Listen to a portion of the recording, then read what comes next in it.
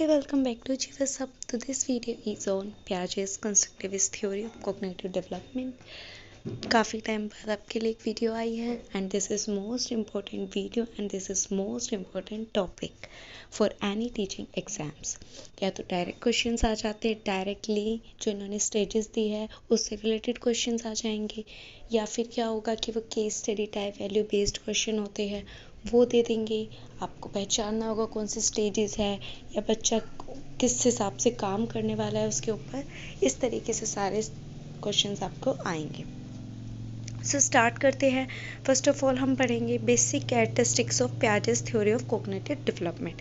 तो इन्होंने सबसे पहले क्या कहा था कि जो चाइल्ड होता है एक एक्टिव लर्नर होता है जो अपनी नॉलेज को खुद कंस्ट्रक्ट करता है। बिल्कुल ठीक है, ये बात आपने डीएलएड करा होगा, बीएड करा होगा या आप कर रहे हैं पढ़ते हैं तो आपने सुना ही होगा कि जो बच्चा है वो अपनी नॉलेज खुद ही कंस्ट्रक्ट करता है, एक एक्टिव लर्नर होता है। हर जगह आप यही बातों को बार बार रिपीट पढ़ोगे। उसके बाद ही बोल रहे हैं कि जो चाइल्ड है उसकी जो लर्निंग की एक स्टेज होती है, सीक्वेंस होता है। जैसे आपने डेवलपमेंट के अंदर पढ़ा होगा कि बच्चे की एक मतलब डेवलपमेंट की स्टेजेस होती हैं, ठीक है, वैसे ही लर्निंग की स्टेजेस होती हैं। और वो जो स्टेजेस होती है वो क्या होती है, यूनिवर्सल होते हैं, यानी वो हर जगह एप्लीकेबल होती है, चाहे आप इधर इंडिया में हो कहीं पर भी हो, पूरे यूनिवर्स में हर जगह एप्लीकेबल होती है।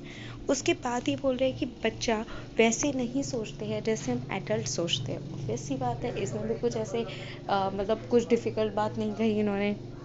देन हम आते हैं कि children use their first hand experience. अब बच्चे हों चाहे हम फिर भी हमारे में वो चेंजेस आ जाते हैं, लेकिन आप खुद अभी पर्सनल खुद भी सोचो कि अगर कोई चीज़ आपको पर्सनली एक्सपीरियंस कराई गई है, जैसे हमें टूर पे ले जाया जाता है या हम फील्ड विजिट के लिए जाते हैं, क्यों कराए जाते हैं? ताकि हमें फर्स्ट हैंड एक्सपीरियंस मिले उस चीज़ का। जितना चीज़ हम वो सुनकर या दूसरों के एक्सपीरियंस को सुनकर उतना ग्रैप उन चीज़ों को नहीं कर सकते हैं जितना खुद से एक्सपीरियंस लेके कर सकते हैं। तो भाई जब हम इतने बड़े होकर उस चीज़ को मानते हैं तो जो बच्चे हैं उनके लिए तो ये कितना बेनिफिट होगा। तो ये वही बता रहे हैं कि जो बच्चा है अपनी नॉलेज को कंस्ट्रक्ट करने के लिए, ऑर्गेनाइज करने के लिए फर्स्ट हैंड एक्सपीरियंस यूज़ करते हैं और अपने प्रीवियस एक्सपीरियंस को यूज़ करते हैं जो उन्होंने पहले लिए होते हैं। देन अब आते हैं ऐसे कौन से फैक्टर होते हैं जो कॉग्निटिव डेवलपमेंट को अफेक्ट करते हैं अकॉर्डिंग टू पियाजे। तो सबसे पहले मैच्योरेशन, यानी बच्चा कितना मैच्योर है उस चीज़ को सीखने के लिए। फॉर एग्जांपल जैसे फ्रैक्शन है, ठीक है, वो हमारे ऑलमोस्ट सेकंड थर्ड से स्टार्ट हो जाएगा और बड़ी क्लासेस तक रहता है, लेकिन उसमें क्या होता है उनका लेवल बढ़ता रहता है। क्यों बढ़ रहा है लेवल? हमारे मेच्योरिटी के हिसाब से वो लेवल बढ़ाते जाते हैं। वैसे ही नेक्स्ट आता है हमारा सोशल एक्सपीरियंस कैसा रहा है हमारा, उस हिसाब से हमारा कॉग्निटिव डेवलपमेंट होता है। फिर लर्निंग हमारी कैसी रही है। देन आते हैं इक्विलिब्रियम। नाम से बिल्कुल ऐसे डिफरेंट लगेगा हमें, इक्विलिब्रियम में क्या इक्वल होगा क्या नहीं होगा, लेकिन इसका बिल्कुल डिफरेंट है कि इनहेट टेंडेंसी टू मेंटल ग्रोथ, यानी हमारी बचपन से क्या मतलब जन्मजात शक्तियाँ हैं हमारी ग्रोथ की, मेंटल ग्रोथ की, ठीक है। बहुत सारे बच्चे जैसे हमारे स्पेशल चाइल्ड होते हैं, ठीक है, उनकी क्या होता है आईक्यू लेवल होता है हम सबका, कुछ का एवरेज होगा, कुछ का लो एवरेज होता है, कुछ का अबव एवरेज होता है। वो क्या है, हमारी इनहेट टेंडेंसी है चीज़ों को सीखने की। देन आते हैं इसके बाद हमारा इम्पोर्टेंट चीज़ स्टार्ट हो रही है, process of cognitive development according to पियाजे। तो इन्होंने कहा था कि हमारे माइंड में टू स्ट्रक्चर होते हैं, टू टाइप ऑफ स्ट्रक्चर होते हैं, स्टीमास और ऑपरेशंस।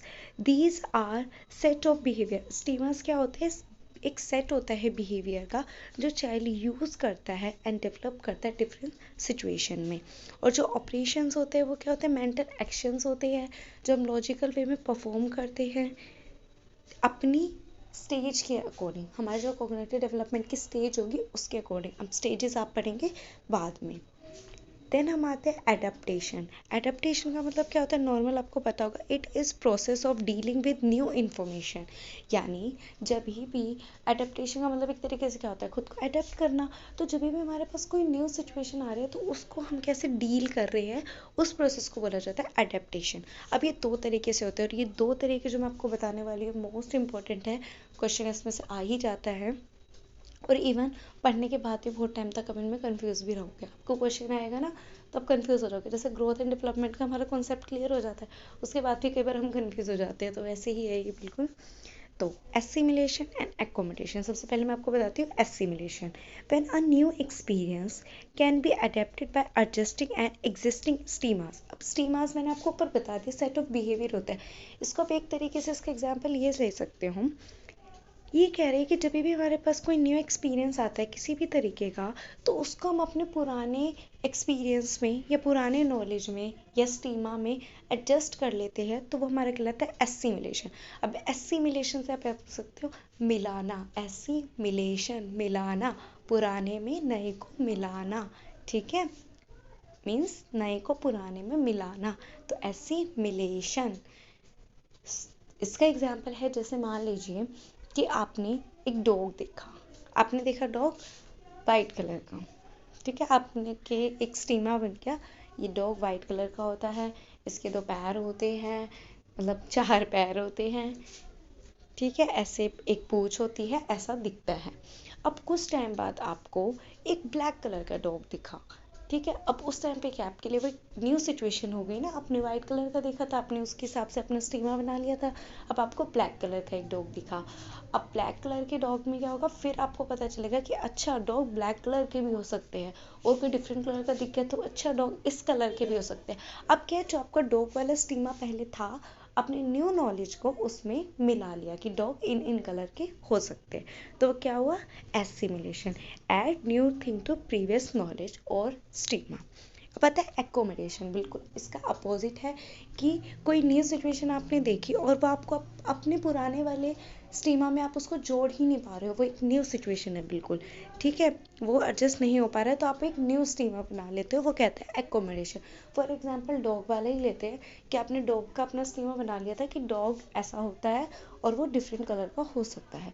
अब आपको देखिए कैट, कैट की भी एक टेल होती है, 4 पैर होते हैं, अब क्या होगा, लेकिन वो तो डॉग तो नहीं है ना वो, तो अब क्या है, अब आपने सीखा कि वो जो कैट वाला स्टीमा है वो आपके डॉग वाले स्टीमा में नहीं ऐड हो पा रहा, क्योंकि कुछ कैरेक्टरिस्टिक्स उनके सेम है लेकिन वैसे वो डिफरेंट है बिल्कुल, ठीक है, तो आपने क्या हुआ, अब एक कैट वाला नया स्टीमा बना लिया, ठीक है, कि भाई ये कैट होती है इस तरीके की और इस तरीके के डॉग होते हैं।